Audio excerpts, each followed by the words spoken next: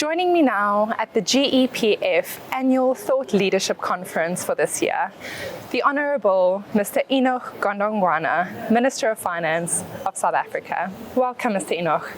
Thank you very much. So, Mr. Enoch, there were some very interesting topics that you raised in your opening address, particularly climate change and infrastructure investing. Can you perhaps highlight these two important topics for us? I'll start with climate change. The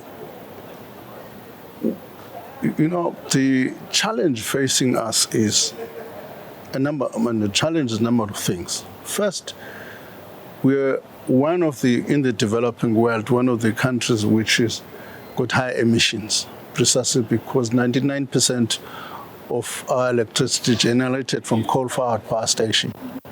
Clearly, that's going to require a transition to clean technologies. So that's the first challenge we have, which is going to require massive investment.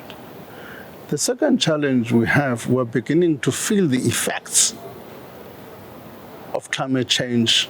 The floods in KZN and Eastern Cape are a stark reality that is our new normal. So in a sense, we need to be saying, how do we develop mitigation adaptation programs? And that's going to require resilient infrastructure that's going to form. On the infrastructure side, we've already created an environment by amending Regulation 28 for pensions funds to invest in infrastructure. If you look at places like Canada, they're already spending about 7% of their portfolio in investing in infrastructure. There's no reason why in South Africa we cannot do so. So, Mr. Godongwana, so what you've highlighted here is very important topics such as the just transition. Of course, a large portion of our population in South Africa are employed in the coal-powered sectors and in the mining sectors, and in our transition toward a green future, this might be to the detriment of incomes. How does the GEPF, as well as you as the Minister of Finance, balance these two? Let me just say, there's a formulation which is called just transition.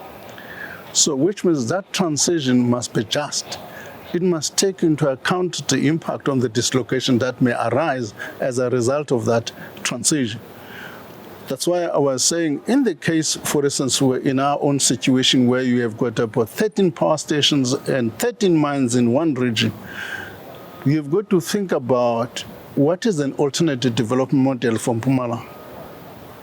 And therefore, we need to put some resources in kind of researching that kind of a development model so that we can transition Mpumalanga into a different kind of a development model away from coal.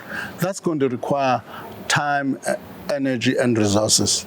Mr. Godongwana, now with infrastructure being classified as its own separate asset class, what are the challenges that the GEPF might face in allocating toward large infrastructure projects or perhaps smaller pension funds in perhaps co-investing with the GEPF in infrastructure development? What has been the challenge which we are correcting with the establishment of Infrastructure South Africa in government? The challenge we've been facing is our ability to generate a credible pipeline. And secondly, our ability to execute that pipeline. Now,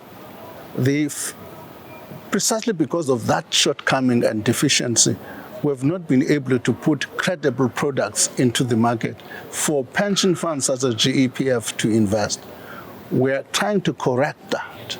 But we will be able, in the next couple of months, to be able to put to market a number of products, including, for instance, the modernizing the border post and other infrastructure projects. I believe that perhaps, an upgrading of like the rail system or perhaps the impact that the KZN floods had on ports impacted the exports of South African commodities. Is something that you highlighted, but perhaps I'd also like to find out from a liquidity perspective, now with the two-bucket system being proposed, this will require a significantly more amount of liquidity in pension funds. How would this impact pension funds' infrastructure development plans? Let me just say, the purpose of the two bracket system is to achieve a completely two different system. There's a tendency for South Africans to want to draw from a pension fund, whereas the pension fund is intended to be a retirement income. Now, the two-pot system is intended to achieve two things and say, this is what you are going to invest for retirement. And this pot is one that you can utilize as a cash component when you retire. That is a retirement strategy. But what we've done separate to that, we've created a regulatory framework which will help pension funds to invest in infrastructure by changing the composition of the asset classes of Regulation 28. Mr. Godongwana, thank you very much for contributing your insights to the GEPF conference this year. Much appreciated.